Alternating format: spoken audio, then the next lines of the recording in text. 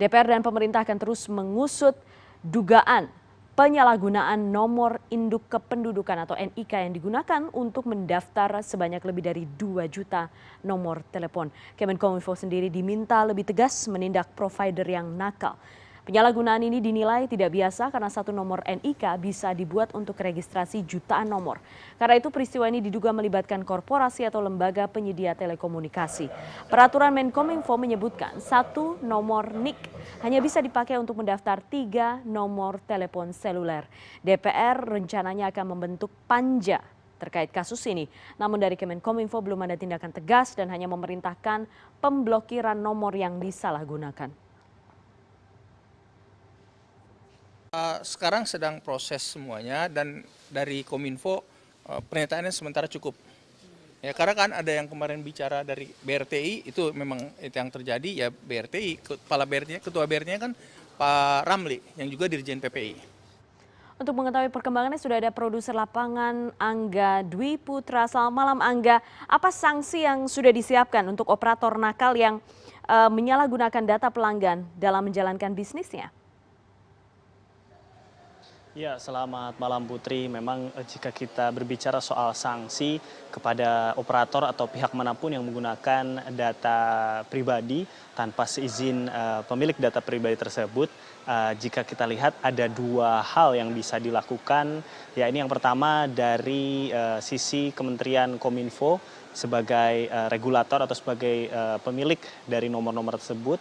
Tentu saja ini ada diatur dalam peraturan Kominfo nomor 20 tahun 2016 yang menyebutkan bahwa di pasal 36 ada sanksi administratif yang juga bisa dikenakan secara bertahap, mulai dari teguran lisan, kemudian teguran tertulis sampai 3 kali, dan pada akhirnya nanti ujungnya bisa kepada penghentian operasi sementara dan bahkan penghentian operasi secara permanen. Itu jika kita lihat dari sisi sanksi yang datang dari pihak Kementerian Kominfo. Dan ada satu sanksi lagi juga yang bisa dilakukan atau bisa dikenakan, ini datangnya dari masyarakat yang merasa misalnya data pribadinya digunakan oleh pihak tertentu namun tidak sesuai dengan keinginan dia. Maka ini dalam Undang-Undang ITE, ini juga sudah diatur sebenarnya dalam pasal 40 junto pasal 30 di Undang-Undang ITE disebut bahwa jika ada pihak yang menggunakan data pribadi tanpa seizin pemilik data pribadi, ini bisa mengajukan gugatan perdata dan ancaman hukumannya ini berkisar di antara 6 sampai 8 tahun dan juga denda yang cukup besar, di antaranya dari 600 juta sampai 800 juta. Meskipun memang di Indonesia saat ini belum ada undang-undang khusus yang mengatur tentang perlindungan data pribadi, namun kita bisa menggunakan atau masyarakat yang merasa dirugikan ini bisa menggunakan undang-undang ITE, namun tetap saja harus melapor seperti itu kepada pihak yang berwajib, dalam hal ini kepolisian dan juga pihak Menteri Komunikasi dan Informatika, jika memang merasa dirugikan apabila data pribadinya digunakan oleh pihak-pihak tertentu.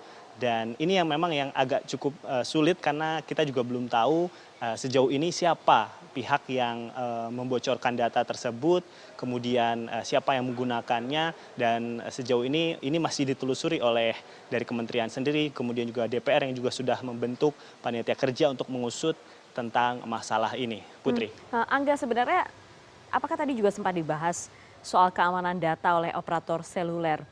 Seperti apa, bagaimana cara mereka memastikan bahwa data-data kita sebagai pengguna operator seluler tidak keluar dan digunakan oleh pihak ketiga? Apakah sudah ketat atau memang masih ada celah? Ya, memang Putri, panitia kerja di Komisi 1 tentang perlindungan data pribadi ini sudah bekerja sejak minggu lalu dan sudah memanggil memang beberapa pihak.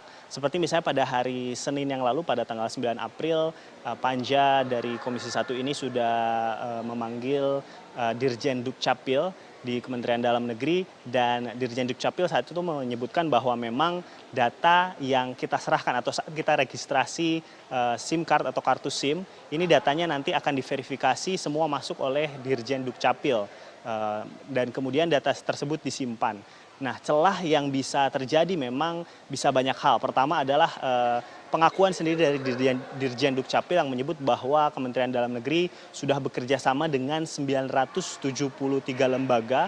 Namun dari Kementerian Dalam Negeri atau dalam hal ini Dirjen Dukcapil menyebut bahwa 973 lembaga tersebut yang melayani pelayanan publik seperti itu. Jadi misalnya memang disebutkan ada perbankan, kemudian juga rumah sakit, kesehatan, dan bisa jadi 973 ini tentu tidak semuanya bisa dijamin seperti itu validitas dan apakah mereka bisa menjaga seperti itu data-data yang sudah kita serahkan melalui operator seluler, kemudian juga diverifikasi oleh Dirjen Dukcapil. Ini yang juga perlu ditelusuri tentu saja oleh Kementerian Dalam Negeri, kemudian juga oleh Kominfo dan juga DPR karena tentu saja tidak adanya peraturan lebih rinci soal data pribadi kita, privasi data pribadi kita ini yang membuat celah ini yang bisa masuk, akhirnya data yang sudah kita berikan ini bisa dalam tanda kutip saya sebut diberikan secara cuma-cuma seperti itu oleh Dirjen Dukcapil kepada 973 lembaga,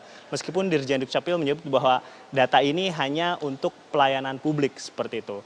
Dan bisa juga celahnya ada pada operator telekomunikasi, dalam ini ada 3 operator besar di Indonesia, juga ada beberapa operator yang ada 5 total saat ini ada di Indonesia. Ini juga bisa jadi kebocoran terjadi di operator seluler tersebut. Maka memang perlu upaya yang keras dari pemerintah untuk bisa melihat sebenarnya di mana terjadi kebocoran dan kita bisa meminta pertanggungjawaban dari pihak-pihak yang membocorkan data NIK, kemudian data nomor telepon pribadi kita karena itu merupakan hal yang sangat privasi dalam hak kita sebagai masyarakat. Putri. Ya, baik. Angga Dwi Putra, kita lihat sejauh mana pemerintah akan serius menghadapi ini ya. Terima kasih Angga.